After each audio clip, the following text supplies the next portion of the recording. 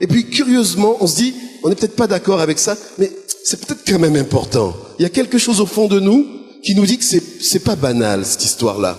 Alors, on a l'impression, des fois, de venir simplement pour voir ce qui se passe. Et puis, au lieu de voir, on entend. Hein, vous vous souvenez de cette parole, hein, au lieu de voir, on entend. On entend que Jésus est vraiment le Sauveur. On entend que Jésus a fait quelque chose dans la vie de ces garçons, ces jeunes demoiselles, ces jeunes dames, ce monsieur, ce jeune homme. Jésus a fait quelque chose. Il a donné une conviction. Et voilà quelquefois des simples paroles qui peuvent changer notre destinée, notre destination aussi d'ailleurs. Et pour cela, je les invite alors simplement à nous partager tour à tour ce pourquoi ils sont là. Voilà, hein, n'est-ce pas? Pourquoi ils ont décidé un matin, comme beaucoup ici, qui ont décidé, ils sont pas seuls. Est-ce qu'il y en a d'autres comme moi d'ailleurs, qui ont décidé un matin de suivre Jésus? Vous pouvez lever la main quand on se dise, un jour comme ça, il y en a beaucoup, hein, il y en a d'autres, il y en a qui n'ont pas levé la main, mais bon, un jour comme ça, il y a un monsieur qui est arrivé, il était expert comptable, hein. Expert comptable, il comptait donc bien, juste, fort, vite, enfin je sais pas, mais il était très doué. Et puis, il est rentré dans une assemblée comme celle-là. Il a dit, et puis le pasteur a demandé, qui peut, alors le pasteur va juste demander quelque chose là, qui peut allumer déjà la lumière là, s'il vous plaît. Mais ça c'était pas dedans. C'est juste parce que je vois un peu le fond. On peut mettre la lumière par là, s'il vous plaît. Et alors le pasteur a demandé, qui a déjà été guéri par le Seigneur? Alors, l'expert était là, observateur, en bon expert comptable. Il dit, je vais voir ce qu'ils vont raconter. Et puis, il y avait des mains qui se levaient, comme aujourd'hui. Est-ce qu'il y a quelqu'un qui a déjà été guéri par le Seigneur ici? Voyez voir. Levez bien la main. Hein, donc, levez, voilà. Voilà, comme ça, alors, on se dit, oulala, Jésus guérit tout. 1, 2, 3, 4, 5, 6, 7, 10. Oh, Jésus fait ça. Mais alors l'expert, il s'est dit, il y a un truc. Et il me l'a raconté comme je vous le dis. Il m'a dit, ma première question a été de savoir qui les paye, ces gens-là, pour jouer ce numéro-là?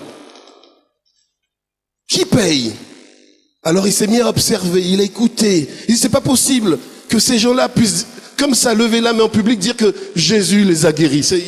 Je veux savoir qui les paye. Et il s'est mis à les suivre. Il revenait de temps en temps observer. Moi aussi, à un moment, j'étais observateur dans l'église. Je venais voir ce qui se passait. Mais Dieu a touché mon cœur, hein, faites attention. Et à force de venir voir ce qui se passait, un jour, il est devenu un enfant de Dieu. Parce qu'il a entendu de bonnes choses. Il a vu Dieu agir dans sa vie. Il a vu toute sa détresse tomber. Enfin, il le dirait mieux que moi. Je pourrais davantage vous parler de la mienne, ma détresse qui est tombée pour que Dieu me ramène à la vie. Mais ça, je vous en parlerai une autre fois. Aujourd'hui, nous voulons écouter toi d'abord, peut-être. On va commencer par la plus jeune fille. Oui, tu veux bien? En général, tu sais comment on fait? On dit, je m'appelle. Alors ça tout de suite, ça donne ça fait l'ouverture, comme on dit chez nous, hein. Ça donne un petit sèche. Bonjour à tous, frères et sœurs. Je m'appelle Gladys, j'ai 18 ans. Et avant, je priais dans une église catholique. Alors, je voulais vous faire le témoignage. Quand j'étais en CM1, j'avais une amie et cette amie s'est mise à me détester et à devenir très méchante avec moi. Et ça m'a profondément marquée. J'avais même envie de me suicider. C'est vraiment allé très très loin cette histoire. Et mes parents ont vu que ça n'allait pas. Et ils m'ont parlé, m'ont encouragé, m'ont dit qu'il fallait que je ne me laisse plus faire, que je remonte la pente. Mais ce réconfort qu'ils m'ont apporté, c'était bien, mais quand je me retrouvais à l'école face à cette fille, j'étais toute seule. Et à l'époque, la sœur Blanche, je sais pas si elle est là, non, elle est pas là, elle m'a donné un verset, c'est Job 11, versets 15 à 20. Mais je vais pas tout vous lire pour pas être trop longue. Donc c'est, alors tu lèveras ton front sans tache, tu seras ferme et sans crainte, tu oublieras tes souffrances, tu seras plein de confiance, tu te coucheras sans que personne te trouble, mais les yeux des méchants seront consumés. Pour eux, point de refuge, la mort, voilà leur espérance. Et ce verset était pour moi comme une révélation parce que je n'étais plus seule maintenant quand j'allais à l'école. il y avait Dieu qui me donnait la force de résister, de faire face quand elle s'en prenait à moi. Et après, ça a changé du tout au tout parce que l'année de CM1, ça s'est bien passé. J'avais plus cette tristesse. Ça allait beaucoup mieux. J'avais vraiment la force. Le Seigneur me soutenait. Et j'ai continué jusqu'à présent de prier, de croire en notre Seigneur Jésus-Christ, et il m'a accompagnée jusqu'à présent. Donc aujourd'hui, j'ai envie de m'engager avec lui, grandir avec lui, avancer avec lui et être sauvée. Voilà.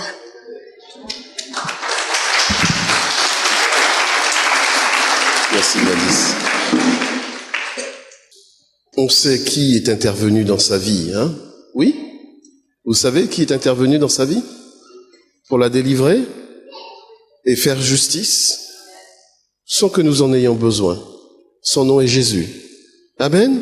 Alors vous avez applaudi tout à l'heure, je crois, mais quand vous entendez Jésus, vous avez le droit d'applaudir Jésus aussi. Hein? Et puis si vous avez déjà peut-être dans votre vie applaudi des chefs d'État, applaudi des rois, applaudi des hommes importants, mais maintenant je vous donne une petite astuce. Où que vous soyez, si vous entendez parler de Jésus, applaudissez-le. Amen. Ça c'est un truc comme ça, vous le garderez. Gloire à Dieu. Tu veux bien venir? Non. Je m'appelle Rose. Ça y est, c'est fait. Donc, bonjour mes frères et sœurs. Je m'appelle Rose, comme me l'a dit le pasteur. Donc, je sais pas comment témoigner le Seigneur, parce qu'il a tellement fait beaucoup dans ma vie. Et je suis comme, je dirais que je suis comme un instrument qu'il a utilisé dans ma famille. Je peux pas tout vous expliquer parce que ça sera vraiment trop long. Je suis dans une famille africaine, il y a pas mal de problèmes. Bon, je peux pas tout vous expliquer.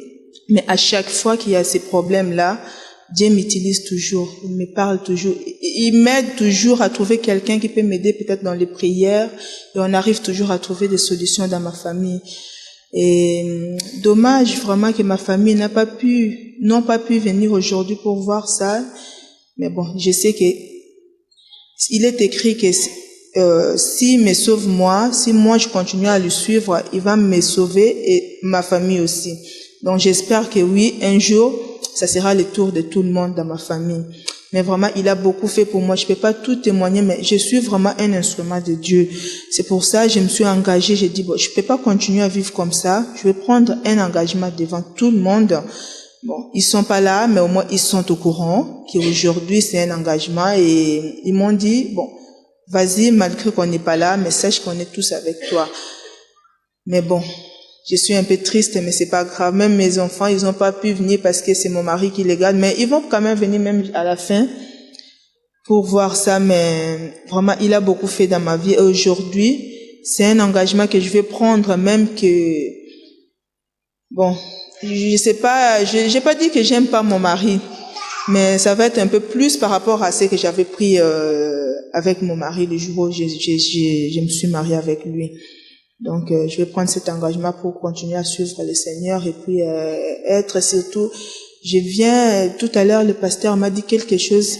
Je n'imaginais pas que c'était comme ça les baptêmes, pour me dire que oui, on sera en relation comme ça. Donc, tac.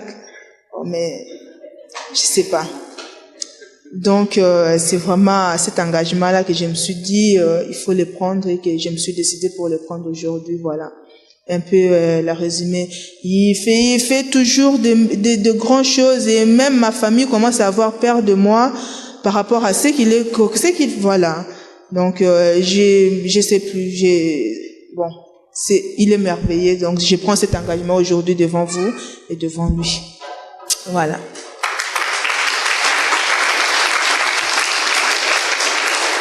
Que Dieu soit loué. Bon, j'ai pas dit tac comme ça, hein. J'ai expliqué. Mais c'est tout à fait ça. Je retiendrai la formule pour les prochains baptêmes. Au lieu de faire de longues phrases, je dirais le baptême c'est tac avec Dieu. Je crois que ça comprend tout de suite ce qui se passe. En tout cas, j'ai essayé d'expliquer à chacun J'ai essayé d'expliquer à chacun en tout cas des candidats au baptême, que la relation avec Dieu change le jour du baptême. Jusqu'à maintenant, nous étions de simples croyants, des gens qui croyaient. Il y en a plein, la terre, des gens qui croient. Et puis, il y a un moment, des gens qui se disent, tiens, il y a par exemple un verset biblique qui est dit, quand tu vas lier quelque chose sur la terre, tu vas aussi le lier dans le ciel. Quand tu vas délier quelque chose sur la terre, tu vas aussi le délier dans le ciel. Ça veut peut-être dire qu'il y a peut-être des gens qui, lorsqu'ils font quelque chose, ce quelque chose a une conséquence, non seulement sur la terre à l'horizontale, mais également dans le ciel à la verticale. Ça s'appelle la croix. Et puis il y en a des comme ça. Alors j'expliquais ça avec des mots comme ça, à Rose. Et effectivement, elle m'a dit, ah bon? C'est comme ça? Tac, tac. Et oui, voilà, c'est bien résumé. Alors, que Dieu nous aide. Les frères vont... Frère Thomas, tu veux bien conduire la première candidate sur la route du salut? Oui? Oui? Et notre frère Dany suivra le mouvement. Est-ce qu'on peut se lever? Ce que je demande, un moment s'il vous plaît, un moment. Juste, vas-y. Voilà, très bien comme ça.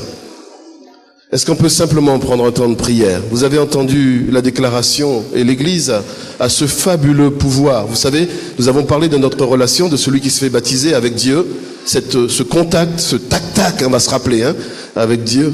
Mais il y a aussi tout ce que Dieu a donné à l'Église, tout le pouvoir. Et ce matin, il a été dit encore, tu bénis pas totalement. Nous avons dans les mains, déliées par le Seigneur, la capacité de bénir, de libérer. Ça, c'est le pouvoir de l'Église. Un moment, s'il te plaît. Vous êtes d'accord? C'est vrai? J'ai l'impression que vous n'y croyez pas. Ah ouais, d'accord, c'est important. Alors, je vous invite simplement, avant que nous nous baptisions, avant que notre frère Thomas ne baptise notre chère sœur, comme vous voudrez d'ailleurs, pendant, avant, après, que nous ayons cette attitude de prière. Je vais demander à Maurice de nous conduire dans ce temps maintenant. Peux-tu prier simplement, courtement, pour notre sœur qui passe par les eaux du baptême? Père Saint, nous te bénissons et nous te rendons grâce pour notre sœur bien-aimée Gladys, Seigneur, que tu as appelée à toi par Jésus-Christ. Nous nous rappelons, c'est par le sang de Christ qu'elle est sauvée aujourd'hui, Seigneur. Et nos cœurs se réjouissent vraiment, Seigneur, de ce qu'elle ait pris cet engagement avec toi, Seigneur. Et nous nous réjouissons vraiment avec tes anges. Et en ton nom, Père, et au nom de Jésus-Christ, nous bénissons notre sœur. Voilà, nous poursuivons avec le genre masculin, n'est-ce pas? Michel est tout prêt. Il va venir vous expliquer en quelques mots le pourquoi de sa démarche. Tu veux bien faire ça? Oui? D'accord. Il est décidé, lui, hein? Bonjour frères et sœurs. Voilà, je vais vous dire pourquoi aujourd'hui je veux m'engager. Voilà, je suis décidé. C'est suite à mon voyage que nous avons fait en Israël. Nous sommes montés en Galilée et au bord du lac du Tibéria, j'ai eu une intuition, il y a quelque chose qui m'a parlé. Je me suis aperçu, dans ma pensée, je voyais Pierre avec sa barque, et je voyais à ce moment-là Jésus qui marcha sur les eaux, qui vient à sa rencontre. À ce moment-là, j'ai senti une lumière dans mon cœur. C'est à ce moment-là que j'ai décidé, j'avais reconnu mon Sauveur, Jésus. Et quand je suis rentré à Paris, j'ai décidé d'acheter une Bible. J'ai dit, je vais étudier, voir, en savoir plus, pouvoir l'aimer, pouvoir l'adorer davantage. Et un jour, pendant le culte, j'ai prié parce que je voulais me faire baptiser, mais je ne savais pas quand. Je n'étais pas encore décidé, je ne savais pas. J'ai demandé la prière, j'ai demandé au Seigneur, j'ai dit, Jésus, tu me diras quand le moment sera venu, quand je pourrai te servir. Et la semaine d'après, j'étais à la bibliothèque, j'avais posé ma Bible sur le comptoir, et à un moment, une sœur a ouvert la Bible et m'a montré le mot baptême. Et à ce moment-là, j'avais eu ma réponse que j'attendais. Et aujourd'hui, je suis décidé à lui ouvrir mon cœur tout grand. Je suis prêt à lui donner ma vie pour l'éternité.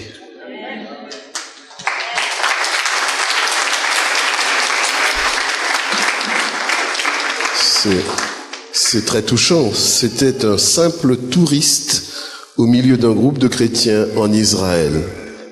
Un touriste, baladeur. C'est pas le premier d'ailleurs, qui n'allait jamais en Israël au milieu des chrétiens, même sans les chrétiens d'ailleurs. Il se passe des choses. Que la gloire revienne au Seigneur Tout-Puissant. Amen.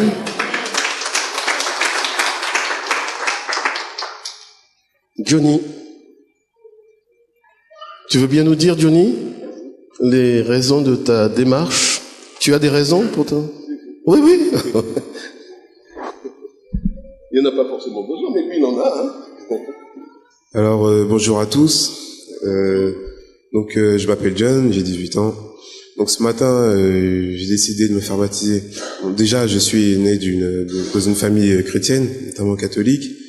Et donc j'ai grandi la plupart avec Dieu, quoi. Il a agi plusieurs fois dans ma vie. Et ce matin, si je veux me baptiser, c'est avant tout par obéissance à sa parole, afin que mon cœur puisse, pour me repentir de manière d'une repentance. Et je veux aussi m'approcher de lui, le servir par amour, parce que je sais qu'il m'aime et moi aussi. Voilà.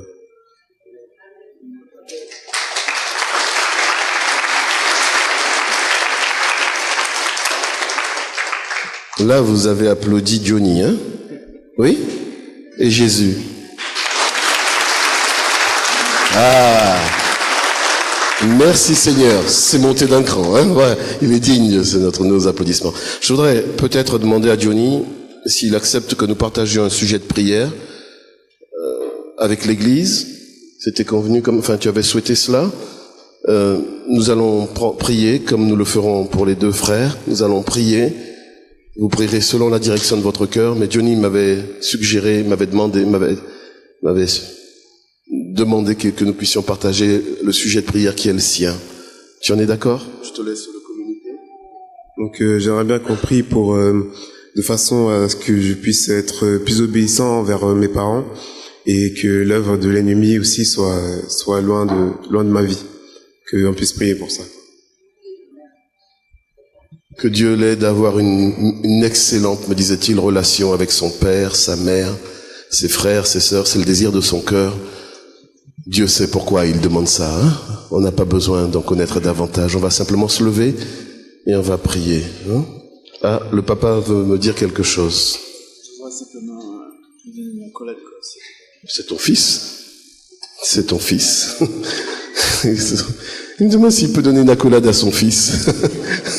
Mais 2, 3. Et moi, j'ai le droit aussi. Non, mais...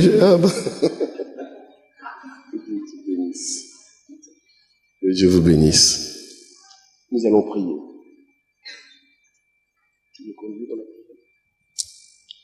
Seigneur, ta parole dit que, enfants, obéissez à vos parents. Et Seigneur, notre Dieu, tu as entendu le cri du cœur de notre frère Johnny, Seigneur, qui veut réellement obéir à ta parole, Seigneur. C'est pour cela que nous te demandons, Jésus, ta grâce. Ta grâce maintenant, Seigneur, sur notre bien-aimé Jésus. Seigneur, vraiment nous implorons, Seigneur Jésus, tes bénédictions sur lui, Seigneur. Que tu lui accordes encore de grandes choses de sa vie, Seigneur, qu'il soit réellement l'instrument, Seigneur Jésus, entre les mains de ton esprit, Seigneur Jésus, qu'il continue à l'être, Seigneur Jésus, et Seigneur, qu'il fasse encore la joie, Seigneur, de leurs parents. Ainsi, Seigneur Jésus, ta joie, qu'il continue à être également, Seigneur, un témoignage pour ta gloire. Seigneur, en ton nom, nous bénissons notre frère bien-aimé, Seigneur. Amen.